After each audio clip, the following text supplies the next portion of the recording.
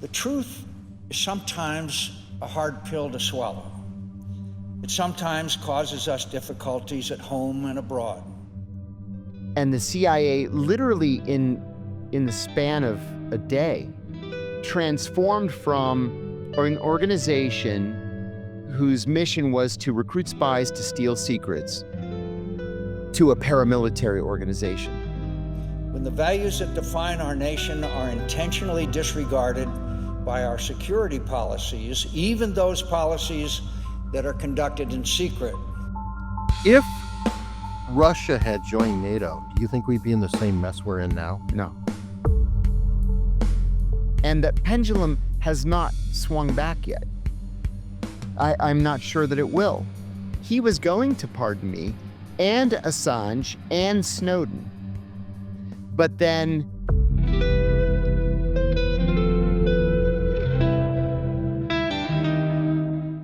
All right, we're joined today by John Kiriakou. How are you doing today, John? very well, thanks. How are you? I'm doing well, and I'm really glad to get a chance to meet you. I've interviewed different CIA officers, and yes, I've learned it's officers, not agents. That's right. And It's a pet peeve of ours. oh yeah, that's been made clear. Oh, even though I also interviewed an SAC from the FBI, and he made it clear that you never call them a SAC. That's funny. So they have their own pet peeves too. It's like, why? Well, you don't want to be called a SAC? Why? Well, what could that mean? But you were in the CIA for a while, and you're a whistleblower, and I know you've probably repeated it 5,000 times, but can you give a thumbnail sketch about what happened that made you decide, I mean, you quit in 2004, and then I believe you did an interview in 2007, Mhm. but you didn't get in any trouble about that. Oh, I got in then- lots of trouble. Okay, I gave an interview to ABC News in 2007 in which I said that the CIA was torturing its prisoners, that torture was official U.S. government policy, and that the policy had been personally approved by the president. The CIA, within 24 hours of that interview, reported me to the FBI, saying that I had revealed not just classified information to the media, but top secret information in the media. The FBI investigated me for a year, from December of 2007 until December of 2008, but they determined that I had not committed a crime because it is illegal to classify a criminal act for the purpose of keeping the information from the American people. And so they declined to prosecute me. 3 weeks later, Barack Obama becomes president, and he names John Brennan as the Deputy National Security Advisor for Counterterrorism. John asked Eric Holder, the new Attorney General, to secretly reopen the case against me. They investigated me for 3 more years, and then in January of 2012, charged me with 5 felonies, including 3 counts of espionage, coming out of that ABC News interview. This, however, was not a case about leaking. This was a case about torture. And I believe I'm going to prison because I blew the whistle on torture. I've been a thorn in the CIA's side since that interview in 2007, in which I said that waterboarding was torture and that it was official U.S. government policy. And I think finally the Justice Department caught up with me. So this would be John Brennan, communist John Brennan, literally, who voted for the Communist Party of America, I believe twice. Yeah, he treated it as a big joke, like the franchise is worthy of just throwing it away by making a joke and voting for Gus Hall, the Communist Party USA nominee for president. Okay, so Yeah. I just wanted to throw that out there because You're absolutely I've right. always been disturbed. I am admittedly not a fan of Brennan. I'm not a fan of Clapper. Clapper, I feel, committed perjury in front of Congress. Most clearly, Counsel. yes, and has Um, never apologized. No, and that's funny because people have gone to prison for contempt of Congress, I Mhm. believe. That's and, right. and for perjury, so it's very confusing. Those are two crimes that Democrats made great use of in the first Trump administration. They sent a lot of people to the dock for contempt of Congress and for perjury. Yeah, but you're right. Brennan and Clapper never went to prison for either of those crimes. Now, one thing, maybe you can help me clear it up, because there does seem to be a bit of a discrepancy. If I recall, Obama was one of the only senators who voted against the Iraq War. It was, Oh no, I, he okay. he voted. He was elected to the Senate after the Iraq War had begun, Okay. but he Okay. voted repeatedly to fund the Iraq War. I see. So he ran being against it, Yeah, but then he voted for it. correct. And then he kept on Repeatedly. the same people, Correct. like Gates, I believe, Mhm. when he came over. So he was all for the Iraq War then in the end. Mhm. He was, sure. You know, And John Kerry, who you worked for, who Yeah. threw his medals during Vietnam. well, there's a story there. Oh, please tell me. In December of 2008, Kerry called me and said that, well, we had a mutual friend, and he said that he was going to become the chairman of the Senate Foreign Relations Committee. He was going to reconstitute the committee's investigative function, and would I be interested in taking a job as the senior investigator on the Foreign Relations Committee? I said I'd be interested in the conversation. I went up to his office to speak to him. So I go into the office. It was in the Russell Senate Office Building, which is the original Senate Office Building. It's very historic, high ceilings. That's where everybody wants to be. You go into Kerry's office at the time, and literally from the floor to the 15-foot ceiling of the room, there are framed pictures of Kerry with every world leader you can imagine, from Gorbachev to the Pope to the Dalai Lama and everybody in between. It's kind of cool, but it's sort of an altar to himself. When you first walk in, there's a credenza on the left, and the credenza had three things on it. On the left was a picture of Kerry in an embrace with John Lennon, and they're like giving each other noogies. Very cool picture. Who wouldn't want to have his picture joking around with John Lennon like that? On the other side of the credenza was a picture of Kerry with Peter, Paul, and Mary, the folk group. He was friendly with all of them. He gave the eulogy at Mary Travers' funeral. Very close. In the middle was a shadow box with his medals in it. And when the meeting ended, I went out. I left the office, and the chief of staff said, "Well, how did it go?" And I said, "Oh, it was great. He offered me the job. I told him I'd take it, but I got a question." I said, "The shadow box with the medals." I said, "What's up with that?" He threw the medals over the White House. Everybody in America knew that he had thrown the medals over the White House fence to protest the Vietnam War. And he laughed and he said, "Those medals are the most important things in his life." That morning, he went to the PX and bought copies of the medals and threw the copies over the White House fence. I said, so it's all these years, decades, it was all based on a lie. That's John Kerry. That's the real John Kerry. That's a perfect character statement rolled up in a thumbnail, which is really damning, in my opinion. It reminds me of Lyndon Baines Johnson and his Silver Star. Oh boy, we could tell stories about Johnson for the next hour. Well, actually, I have another show called America's Untold Stories. My partner has dug deep into that, and yes, there's loads about LBJ. You've heard that dissimilar. You've heard the story about LBJ's first congressional race, 1946. He was an internal poll show, or 46 or 48. Well, there's box 13, if that's where you're going. No, it was an internal poll showed him trailing his opponent, and he told the campaign manager, "Let's start a rumor that he had sex with a pig," and the campaign manager said, "But he hasn't had sex with a pig," and Johnson said, "I know he hasn't, but let's make the son of a bitch deny it," and he ended up winning the race. Well, he did. Okay. And then more famously later on, he became Landslide Lyndon with the box 13 and running the Mexicans, which, by the way, in odd fairness to him, he got burned the election before that. So he learned, oh, we've got to make sure to keep counting the votes until they square up for us. Always have a few out there. So, and I think that one's been pretty well proven. Yeah. But yeah, okay. So you've been in the thick of all the shenanigans. I've been just kind of on the side reading and researching and things like that.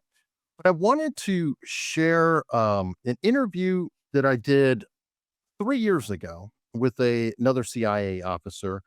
And I believe you've debated him. I haven't seen the full debate. I just know that you debated him, Andrew Bustamante. Mhm. And I kind of had a little disagreement with him. And you may completely agree with him. You may agree with me, but I wanted to see if I could just play the clip and Mhm. see what you think, because I think it may represent some views inside the CIA. And once you make something subjective, now all of a sudden you make it a battle of wills and morals. Wills and morals should not exist in the world of national security, right? Again, who are you protecting? The citizens, right? Okay.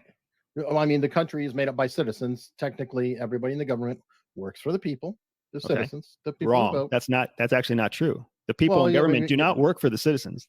Citizens can't vote on their government employees. No, that Citizens gets can into the vote. deep state, but that's bureaucratic element of it, that they can't vote on it. But they can vote on who's appointing the people and who is Correct. running the agency. So Correct. technically, we're on steps that are removed, but ultimately, the government is supposedly working for the taxpayer.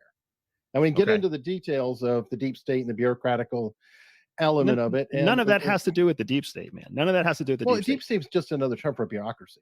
Just for the people who've been there for 20 years and they're there through every politician coming and going. It sounds really creepy. So I'm not saying deep state in that sense, but now I may have been meandering a bit there. And what I probably forgot to express is that I was a soldier at one point. I didn't, go around like Pete Turner or whatever, but I swore an oath to the Constitution as a soldier. Absolutely. And that oath to the Constitution, in my personal view, is an oath to the American people, ultimately.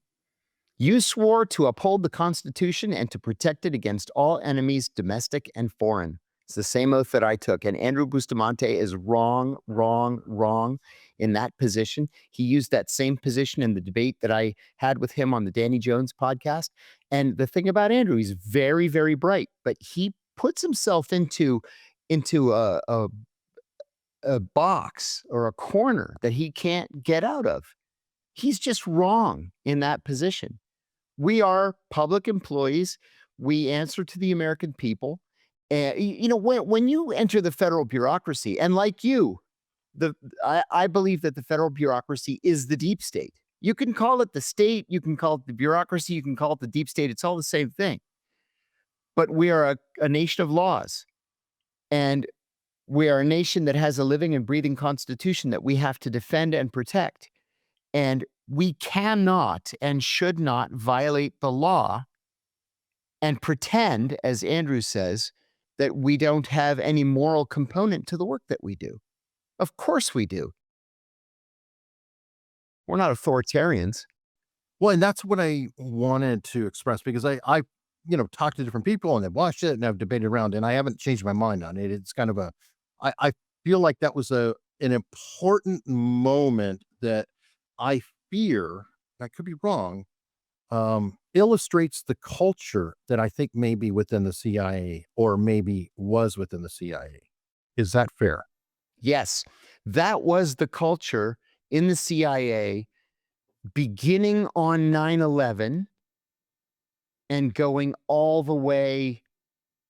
Well, I'm going to say even today, it's still a part of the culture, because we've got organizations like the Special Activities Division or Global Resources Group, or a Special Activities Group in counterterrorism, whose job it is to fly around the world and kill people. So yes, everything changed on 9/11. Now, while everything is changing, because I've done a lot of stuff with the CIA, you got MK Ultra, you got other things where the CIA's hands haven't always been clean, or they've maybe never been clean. I don't know. And I understand that it's kind of a dirty business, so there may have to be issues going here and there. But it seems like the CIA has, in fact, done a bit of drug running. Mm-hmm. I've interviewed DEA people. I don't know if you've ever seen this show Narcos. Oh, loved it. Never missed an episode. Okay. I interviewed Snowfall. both Javier and Oh, Snowfall. great. And Steve. His name slipped my mind. I interviewed both of them. And one thing Javier especially said is there was nobody more hated by the DEA than the CIA. CIA, because those scenes in Narcos where the DEA is right on the brink of getting, the big guy, whether it's Pablo Escobar or the gentleman of Cali or whomever, and the CIA steps in and just screws the pooch. That was in Narcos because that's what really happened. Because the CIA doesn't give a shit about drugs. The CIA at the time cared about communism. Drugs were somebody else's problem, DEA, maybe FBI, but communism is all that the CIA cared about at the time. Well, that was kind of his founding doctrine, right? That's right. Was That's the right. Cold War. And I'll also say that he personally held a grudge because of Kiki Camarena, who And he had every right to. allegedly. Yes. Okay, so there are real questions about the CIA involvement in the death of Kiki Camarena. Yes. Okay. I don't know I'd the be careful. inside story, but I've heard the same rumors that you have. It wasn't until a year later that I recruited the third guy that was there, Ramon Lira, who we all know about now. And I brought him in and I said, okay, tell me who interrogated Kiki. And he starts running me to everybody that interrogated Kiki and how they tortured him and everything else. And then he says, and there was a Cuban guy that interrogated Kiki, and his name was Ismael Felix Rodriguez. I says, who's he? He's a CIA operative. He interrogated Kiki. Okay, well, I've also interviewed another DEA agent, Mike Levine, and he talked about a DIA operative who was arrested ultimately, and then he died, and they sensed cyanide on him when they first did the necropsy or whatever. And then later on, they said, "Oh no! It was an allergy, a peanut butter allergy, because he died of a peanut butter sandwich." And where I'm going with this is, he was on Phil Donahue with another individual, Gary Webb. I think you might have heard of. Yeah, I was the script advisor on the film "Kill the Messenger" about Gary Webb. Oh, wow. Okay. Well, Mike Levine was on Phil Donahue with Gary Webb, and apparently he got a phone call in the green room right before going on. And they essentially told him, be careful, or you may have a peanut butter sandwich.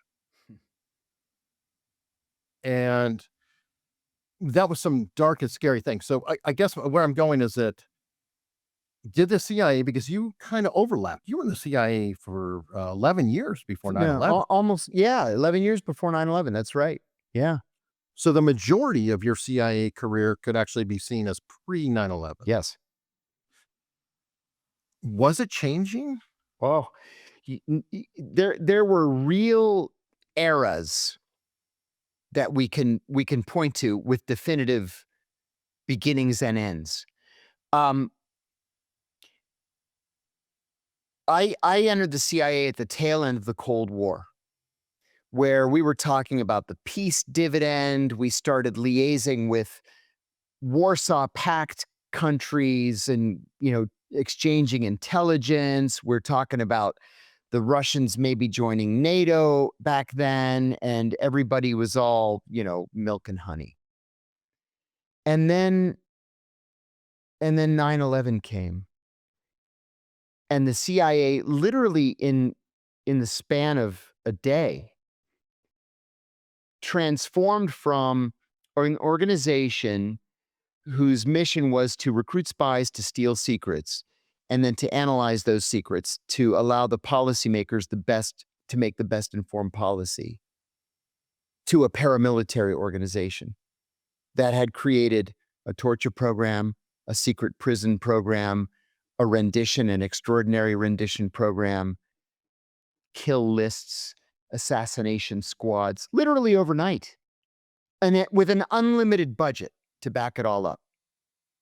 And that pendulum has not swung back yet. I'm not sure that it will. There's been this fundamental change within the CIA. So most of my career, 2/3 of my career was before 9/11.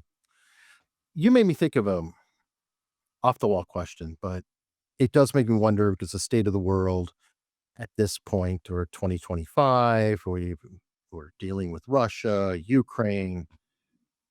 If Russia had joined NATO, do you think we'd be in the same mess we're in now? No. And the Russians asked to join NATO 3 separate times under 3 presidents. And 3 times we said, yeah, we don't think that's a very good idea. But it actually was a good idea. The whole world would look differently today. Yeah, correct me if I'm wrong, because I'm not deep into NATO, but I believe the NATO rules are obviously if you attack a NATO country, Yes. then all of NATO attacks you. But that would include any country within NATO attacking another country. Well, Would have that's NATO the turn on them, correctly? that So that's is that that's correct? the big question, because Greece and Turkey are always at odds. So what happens if Turkey attacks Greece? And we've come, within hours a couple of times of Turkey attacking Greece. Remember, like you say in the charter, it's like section 40 says an attack on one is an attack on all. The only time that has ever been implemented was on 9/11. And so NATO had to come to the assistance of the United States because the United States had been attacked. But yeah, then what would have happened if Russia's in NATO? Well, and the reason why I'm asking is I kind of feel like NATO was created as a bulwark against Warsaw Pact. Yeah. It was Well, it was a created tit for tat. first before the Warsaw Pact. The Warsaw Pact was in response to NATO. And most of those Warsaw Pact countries didn't have popular support. I mean, among their own citizens. Mhm. It didn't matter because they were all totalitarian, communist governments. And that's why it fell apart so quickly. That's why every Warsaw Pact country except Russia is a member of NATO today. And Ukraine. Yeah, but it was part of the Soviet Union, I mean. Yeah. Right. Oh, okay. Fair Yeah. enough. Just saying. But okay. Well, it was just something I wanted to run by because I just sort of feel like because we never let them join or whatever, then it was just kind of like a permanent belligerence because the Mhm. whole point of NATO was to go against what Mhm. Russia formerly was. Mm-hmm. And imagine the trillions of dollars that we've spent unnecessarily in opposition to the Russians. Money that could have been spent on our own infrastructure, on medical care, on education. It's the whole world would be a different place. Well, hopefully we can get to that at some point. It's kind of a frustrating thing. Now, I wanted to ask another question. I get weird, like I get sidetracked on different things because I was, looking up. I saw a New Yorker article on you, and it was saying that you retired from the CIA in 2004, and I was like, "How's that possible?" I resigned. Okay, I don't and know why so many journalists have said that I retired in 2004. I mean, I was 40 years old in 2004. I didn't retire. that's what I thought too because I I was don't know like, why they do that. They always do that. and I went, I was looking it up and everything else. Well, but part of the reason is because Pete instructed me and he said I need to talk to you about pardons and something that went down with you. And I read a little bit, and obviously, an important factor of a pardon would be obviously being able to carry a weapon, being able to vote, but also being able to collect a pension. And I'm assuming that with your time with John Kerry, your time in the CIA, and you're collecting enough over the government area to get a pension worthy career. Can you tell me what went down with this whole pardon situation? Well, there are several iterations. So I had applied under the Obama administration. I knew I wasn't going to get it, but I have very, very strong support within the Greek American community.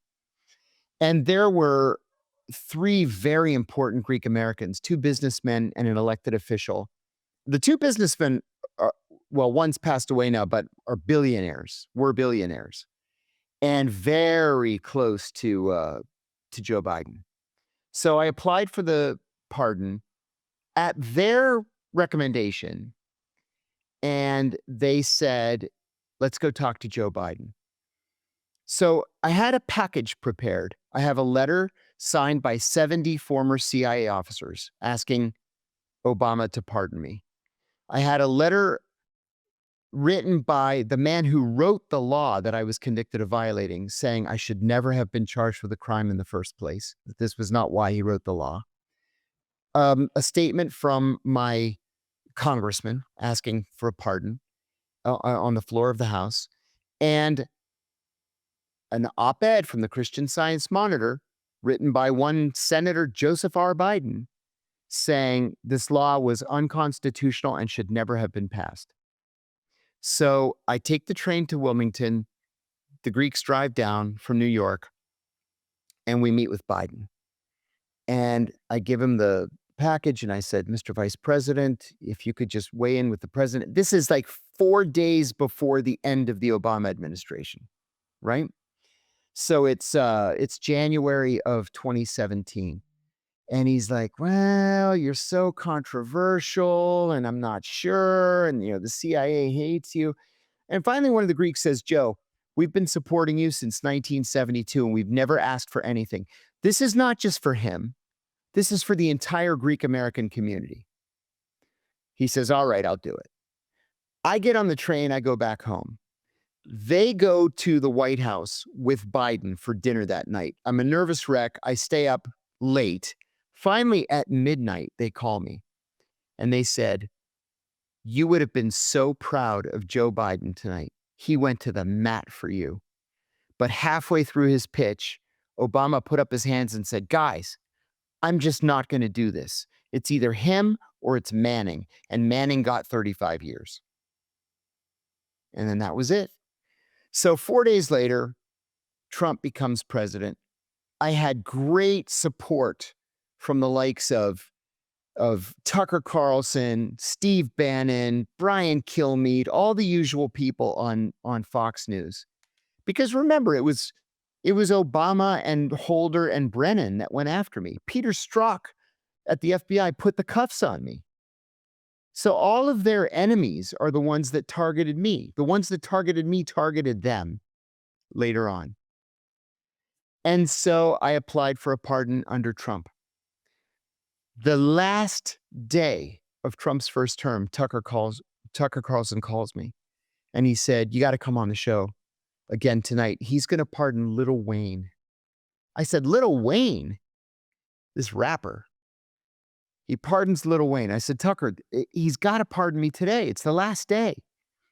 As it turned out, and I got this from a very reliable source, he was going to pardon me and Assange and Snowden. But then Mitch McConnell called and said, if you pardon, Mitch McConnell doesn't know me, but he said, if you pardon Snowden and Assange, he said, I will not be able to control Senate Republicans and they will vote to convict you. Because remember, the Democrats had impeached him on the House side. And so they dropped me. I went through the whole pardon thing over again with Biden saying, remember me? You supported a pardon 4 years ago. But by then, Biden was so demented that I couldn't even really get to him. And they just passed me over. Now, here I am for the 4th time with this same solid Republican support. And I don't know if it's going anywhere. Wow.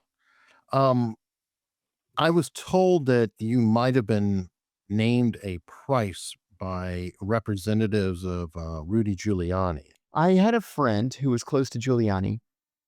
What happened there? I called him one day and I said, can you get to Giuliani for me? I want to ask for his help to get a pardon. He said, yeah, I can set up a call. So he sets up a call. I talked to Giuliani's major domo, and he says, well, as it so happens, we're going to be in Washington next week. Why don't we meet up at the Trump Hotel? I said, great. I said, I get off work at 2. What do you say, 2:30? He said, no, Rudy's not really in good functioning shape by 2:30. We're going to have to do it earlier in the day. I said, fine. I took the day off. We met at noon. We were sitting in the lounge area at the Trump Hotel. And it's Giuliani and 2 of his people. and my attorney and me. My attorney's a serious guy. He used to be the deputy attorney general under Reagan.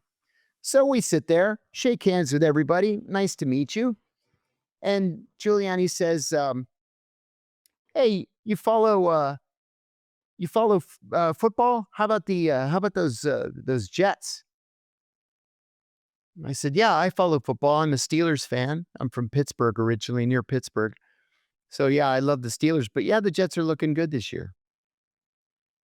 He says, "I'm a baseball fan too. You like the Mets?" I said, "I like the Pirates as bad as they are, but yeah, I follow the Mets. We used to have a really good rivalry." I'm thinking, what is he talking about? So finally I said, "Mr. Mayor, there's this issue of a pardon I wanted to talk to you about." And he goes, "Anybody know where the pisser is?" And he stands up and walks away. I said to his aide, "What just happened?" And he said, "You never talked to Rudy about a pardon. You talked to me about a pardon, and I talked to Rudy." I said, "All right, whatever." He says, "Rudy's going to ask you for $2 million. And I laughed. I said, $2 million? Why in the world? I said, first of all, I don't have $2 million. I'll never have $2 million. But secondly, why would I spend $2 million to recover a $700,000 pension? Does that make any kind of sense? And I said, "Look, I'm sorry to waste your time, but that's what we're doing here." I looked at my attorney. He looked at me. We stood up. We left. That evening, I went to a book launch event at the Republican National Committee. A buddy of mine's a Republican, and he wrote this book and whatever. So I went up there, and I ran into another whistleblower, a friend of mine who blew the whistle at TSA. And he very innocently said to me, "How was your day today?" And I said, "Oh, listen to this. I'll tell you how my day was." So I told him what I just told you. And he says, "That's a felony." And I said, "Oh, I know. I know. He's trying to sell pardons." And he said, "Did you call the FBI?" I said, "The FBI doesn't give a shit about stuff like this." No, I didn't call the FBI. So a couple of days pass, and I get a call from Mike Schmidt at the New York Times. And I happened to be in my lawyer's office when he called. And Schmidt says, "A little bird told me that Rudy Giuliani tried to extort $2 million from you for a pardon." And I said, "Oh, that Robert." He was so upset when I told him. And Mike Schmidt says, "Have you spoken to the FBI?" And I said, "No, the FBI hasn't called me." And he said, "Well, your friend called the FBI and reported it as a crime." And I said, "I haven't gotten any call from the FBI." Mike says, "Would you be willing to go on the record?" And I said to my lawyer, "Am I willing to go on the record?" And he said, "Go on the record. You don't owe these people anything." So I said, "Sure, I'll go on the record." Well, it turns out Giuliani had asked 4 or 5 different people who were seeking pardons for $2 million each. So the article ran front page above the fold on the following Sunday. I learned later from Giuliani's former assistant, Noelle Dunphy, that when the story broke, Giuliani said, "That fucking Kiriakou went public." Well, Giuliani told the New York Times, "I don't know who this man is. I never met this man. He made the whole thing up." So Mike Schmidt called me back to get a comment, a response. And I said, "He forgot that we took a picture together before the meeting started." So I emailed the picture to the New York Times, and it said, "Giuliani denied, denied, denied, denied. The New York Times has seen documentary proof that the meeting took place." So now Giuliani's broke, and he's an outcast, and he's banned from Fox, and he's banned from Mar-a-Lago, and he owes $1 billion or whatever it is to these women that he defamed. And Noelle Dunphy is suing him for sexual assault and a whole bunch of other stuff. She never got paid all the time that she worked for him. Giuliani's a wreck. His life spun out of control. We know from his 4th divorce, from the discovery that his ex-wife leaked to the New York Times, that he was a member of 16 country clubs, that he spent $10,000 a month on cigars and brandy or whatever it was that he was, scotch, whatever it was he was drinking. And so he needed those $2 million influxes to keep his lifestyle going. And it just didn't happen for him.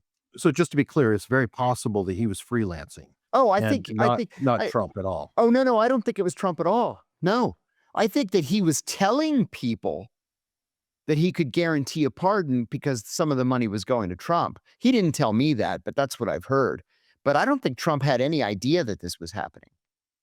I think Giuliani was just trying to bogart the money. Okay, well, that's a very significant, point if Trump was involved or not involved. Yeah, no, not at all. Not at all. Okay. Do you mind my asking what the procedure is for somebody to get a pardon? I mean, we always hear about pardon this and that. It's like, and you said I put together a package of things. Do you mind breaking that down? I don't know if you've ever done that before, but No, I have not done that, but it's a great question. It's an important question because there's the official way and then there's the unofficial way. So the official way is you go to the website of the U.S. Pardon Attorney, and it gives you an option to click on for a commutation of sentence or a pardon. Now, to apply for a pardon, you have to be 5 years past not just the end of your sentence, but the end of whatever paper you have, probation or parole or whatever it is, 5 years after the fact. All right. And you have to have shown remorse for whatever crime you committed. And you have to show that you're a contributing, functioning member of society. So then you can apply. Before we go too far, and I'm sorry to interrupt, but Not at all. already little niggles are going off of my head. How would a preemptive pardon work on that? And then how would but a mass pardon like Jimmy Carter? That's the unofficial way.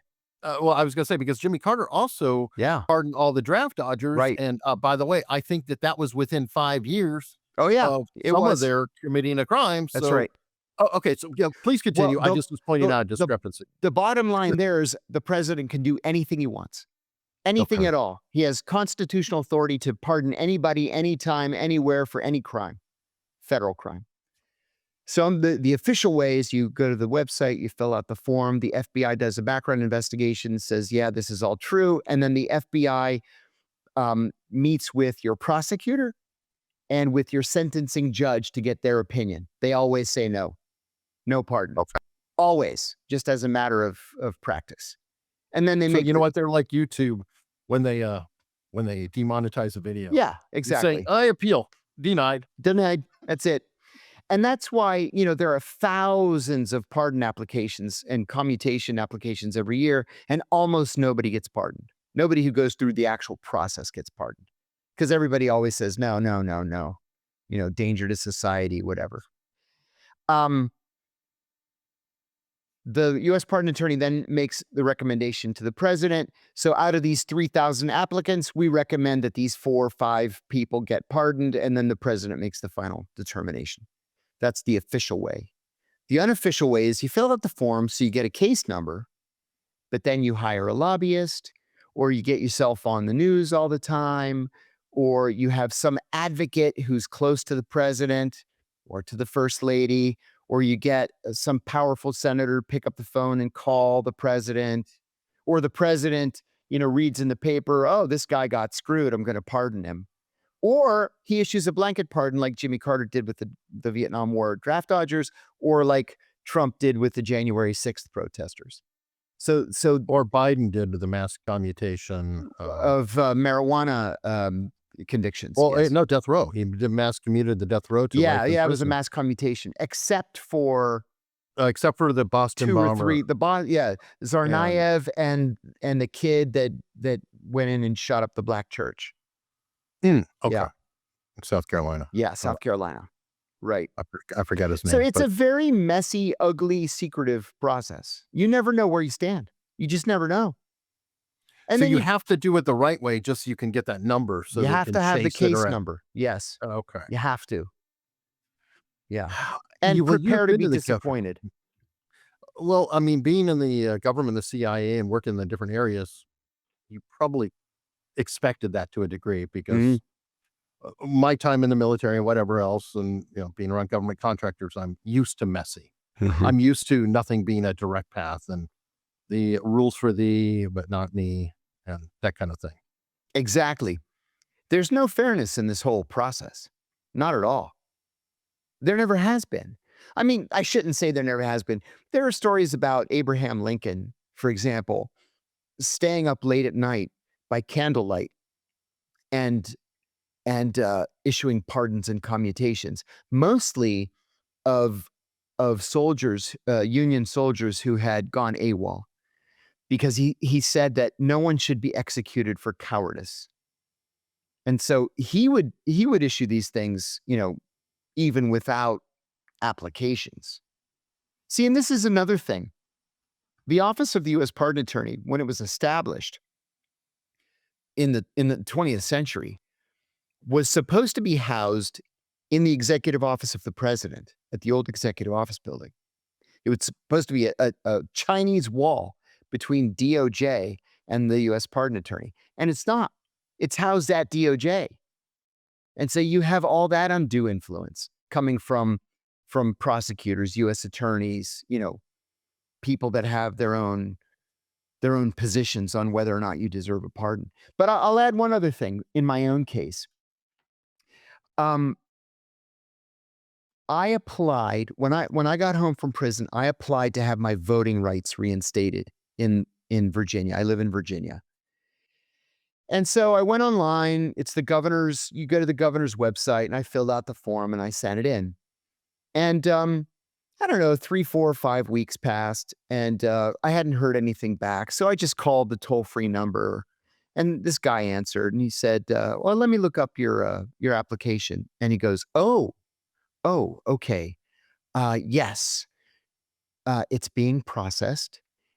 Just be patient, and we'll be in touch shortly. It was kind of a funny response.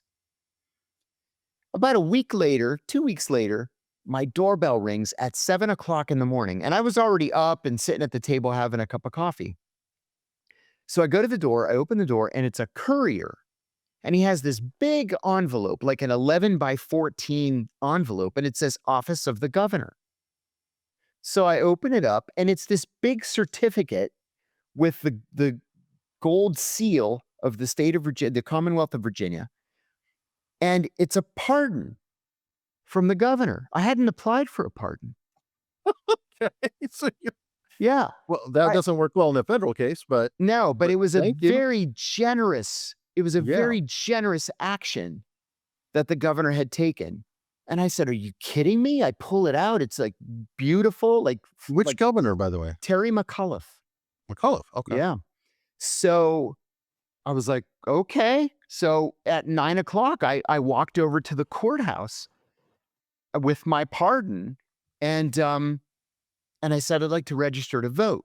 Oh, she says, yeah, fill out this form. Well, there's a little box, and it says, have you ever been convicted of a felony? And I said, yes. Have you had your voting rights reinstated? I clicked yes, or I checked yes. So she pulls me over to the side so nobody could hear, and she whispers to me, I see that you've checked the boxes. There's a man who handles cases like yours, but he's off today. I said, oh no, this is the last day to register to vote, because the election is Tuesday. And she said, we'll take care of it. You can vote on Tuesday. So I get a call from the guy Monday morning saying, I've approved your application to vote, so come on in tomorrow and vote. Very generous. So I called the toll-free number again, and I said, listen, I know I'm not going to be able to get to the governor, but I just wanted to say thank you for this very generous act. I said, the governor doesn't know me. And he said, no, listen, I know your case. He said, the governor actually does know you, and he thought you were treated poorly. And so he just, on his own volition, decided to issue you a pardon. And he says, I know that doesn't really help, but he said, it gives you back your right to vote, and it reinstates your state gun rights. And I said, well, from his lips to God's ears, I still don't have my federal gun rights. And he said, I know it's symbolic, but he wanted to do it. So I sent a thank you note. I'm sure you never saw it, but I sent a thank you note saying, I hope you run for president, because this is the most generous thing anybody's ever done for me. And symbolically, I think it's still important. Like, you've resubmitted the paperwork now, Yes. right? And I'm sure you included that. Like, Yes. look, even the state governor saying, hey, Yeah, this guy got screwed. And I'll tell you what, when I was in prison, it was 6 weeks before I was released. I was allowed to call my wife every other day for 15 minutes. And I called her one day in December. This is December of 2014. And I said, how's your day? She said, great. I said, really? Why was it great? And she said, because the Senate torture report was released today, and it proved that everything you said was true. And John McCain got up on the floor of the Senate and said that John Kiriakou had provided a great national service, he said, because without his revelations, the American people would never have known what the CIA was doing in their name. And so I got out of prison, and I was out for like a week, and I got a call from McCain's office. And the guy says, Senator McCain says, welcome home, and he wants to know what he can do to be helpful. I said, oh my God, thank you. I need my pension back. They confiscated my pension, and I'm going to have to work until the day I die if I don't get it back. So what we did was we met, my attorney and I met with McCain's staff. And I'll add, before my arrest, when I was working for Kerry's office was right next door to McCain's. So every time I'd run into McCain, he would go out of his way to come and shake my hand. How are you? I'd say, how are you, Senator? So good to see you again. And always very generous, shaking hands, patting me on the back. Kerry even said to me one time, why don't you and McCain get a room or something? And I said, no, he's serious. It's about the torture thing.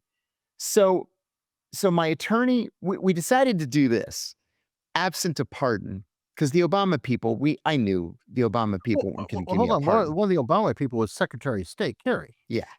Well, and he didn't stand up for you? I emailed Kerry, and I asked him for his help to his personal email.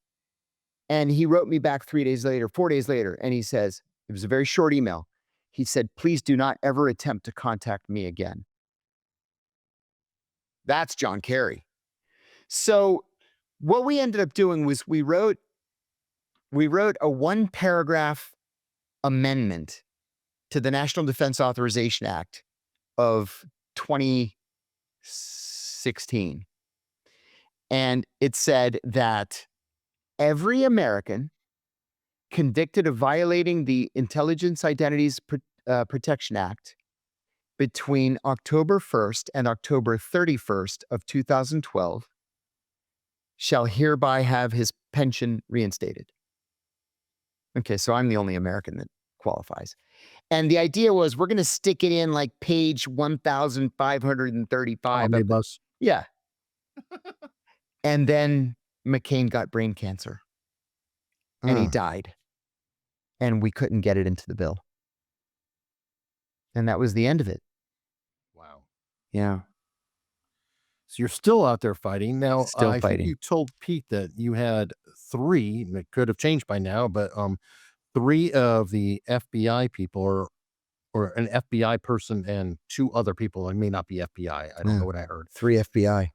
They were. And these are people who actually worked your case. Yes. Who have contacted you and said, hey, Yeah. sorry, bro. Mm-hmm. 3 people. 2 called my lawyer. And then 1 emailed me directly and said that he's actually lost sleep over this, over the years, that the orders came from the very top, that at the working level, they didn't want to do this, but they had no choice, and that he was sorry that he played a role in what happened to me. It was generous, but I mean, Yeah, but it's kind of it's kind of, yeah. hollow in a way. Yeah. Do you mind, other than those people, obviously they're going to want to remain anonymous. Sure. Do you want to name names of people at the top who have screwed you? You mentioned Strzok. I mean, that's a... Oh, I'm happy to name the names. Creep. I mean, these guys are criminals. Brennan, number 1. Jose Rodriguez, the former deputy director for operations at the CIA. Eric Holder. In fact, Trump's former U.S. attorney in Utah, Brett Tillman, said, and this was his quote, the Kiriakou case was the template for the Democratic Party's policy of lawfare. The template. I was the first one that they targeted to see, can we wrap this guy up using lawfare? And they did. And when they saw that it worked against me, they went after Trump. Mm-hmm. And not just Trump.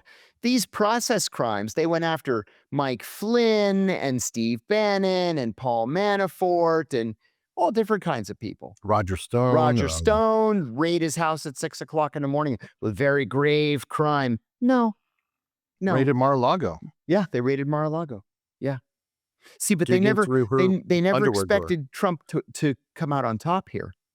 And now they're beginning to panic. And then you've got documentary evidence that the likes of Clapper and Comey and Brennan actually did commit crimes.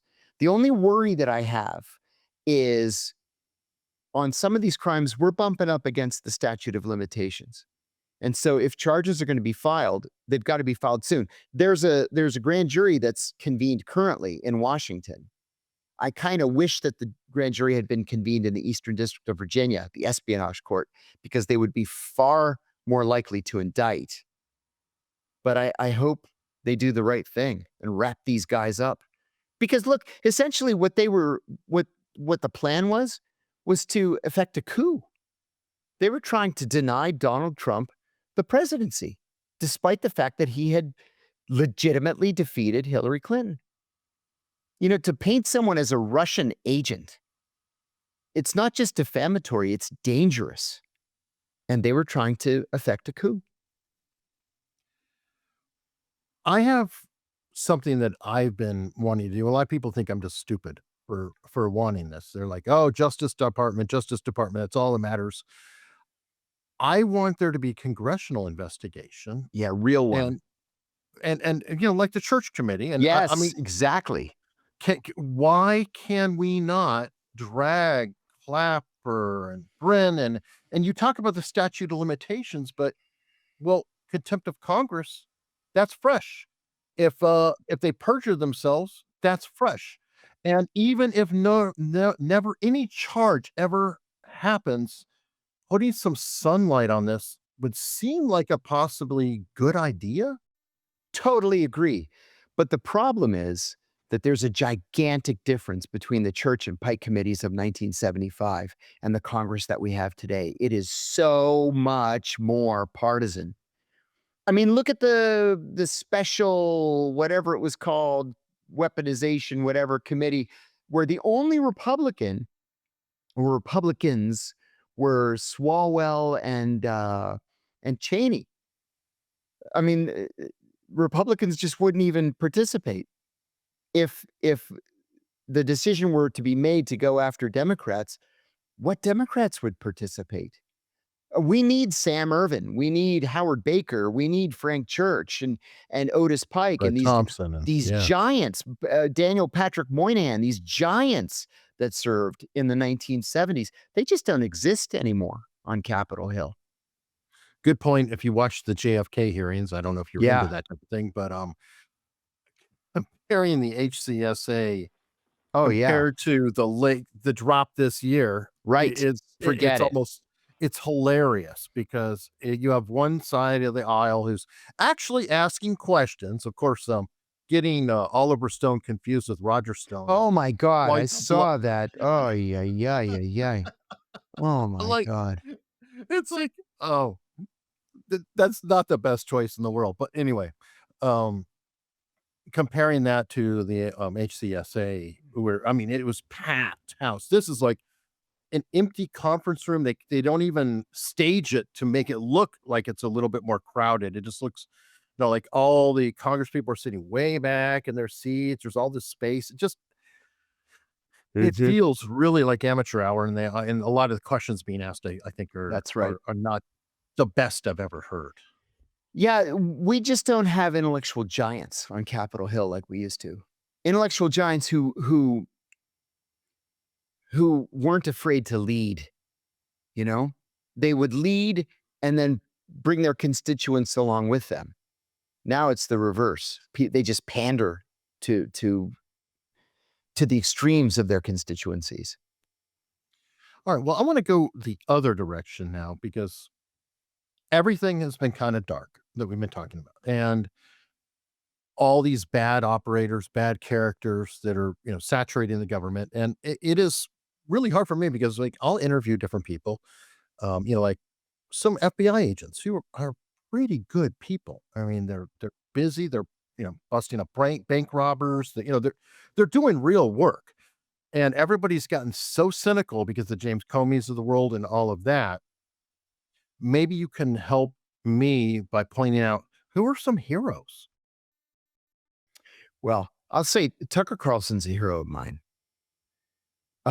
He was liberated when he was pushed out of Fox News. And he's able to go deep on issues that he feels strongly about. And I find myself agreeing. I consider myself a lifelong leftist. But I also believe that the ideological spectrum is not a straight line from the left to the right. It's a circle. To you. It's a circle. Yeah, Okay. Or you. I think it's a circle because it meets at one point. Well, I was thinking of it like a U, like a magnet, and the magnet points attract all the psychos. I used to believe that, but I don't anymore. Really? I don't anymore. No, because I find myself strongly agreeing with people on the right on issues of civil liberties. Strongly. And government overreach. I don't want NSA collecting my data. It's not just illegal, it's a part of NSA's charter that they may not collect on U.S. persons. That's American citizens or anybody in the country on a green card. And that's practically all they do. Well, it's a libertarianish view too. Yeah, well, the libertarian is traditionally That's why I was associated saying with the right. view, because that's kind of the bottom. So I think of it as I guess I'm at the compass where you have the authoritarian top, libertarian bottom, and it's kind of like a U. Like everything goes to authoritarian over time, and that's why I was saying the magnet with the freak. So I just wanted to clarify, because all these things when you design them, it's helpful to have a good point. But yeah, I think that there's been a flip on that. I think Tucker is somebody we should take very seriously, very seriously. And he's talking about issues that most in the mainstream just don't even want to approach. But he's getting the truth out there, He's not afraid of them. A lot of other people are. Most people in the mainstream are. So I like and trust Tucker very, very much. And I find myself agreeing with other people. What about in the government though? I mean, like it's like, is every FBI agent you've come across bad, or every CIA, or where there, that's why it's kind of going on that. There's got to be some good operators. Yeah, I can't mention their names. Oh, yeah, no, I can't do that. But yes, there are good people out there. In fact, the vast majority of people at the CIA are very bright, very patriotic people who want nothing more than to serve the country.